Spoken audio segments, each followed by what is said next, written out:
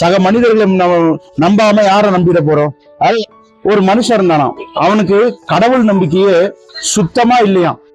அப்படிப்பட்ட மனுஷன் மலை மீது ஏறிக்கொண்டிருக்கும் போது கால் தவறி விழுந்துடுறான்.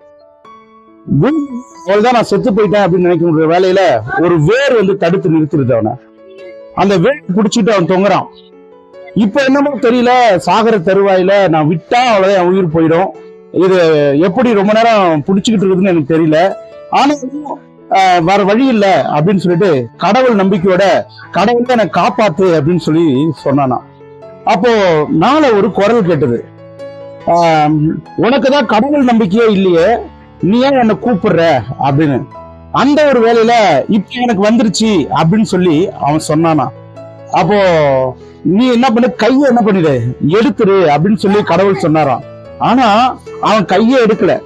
இந்த நேரத்துல நான் நம்ப மாட்டேன், ஏன்னா என்னதான் நான் நம்புவேன், ஏன்னா நான் கையை எடுத்துனா கீழே விழுந்து செத்து போயிடுவேன் அப்படின்னு அன்னைக்கு ராத்திரி ஃபுல்லா அவன் என்ன பண்றான் அப்படின்னு பாத்தீங்கன்னா, அந்த வேலை பிடிச்சுக்கிட்டு என்ன பண்ண விட மாட்டான். அதனால கையெல்லாம் அவனுக்கு சேவை இருந்து போச்சு.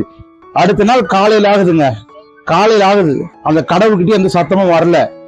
அவன் கண் வீழ்ச்சி பாக்குறான், கீழே பாக்குறான், அவன் கால் அளவுக்குதான் தரவு என்ன பண்ணிருக்கு இருந்திருக்கு.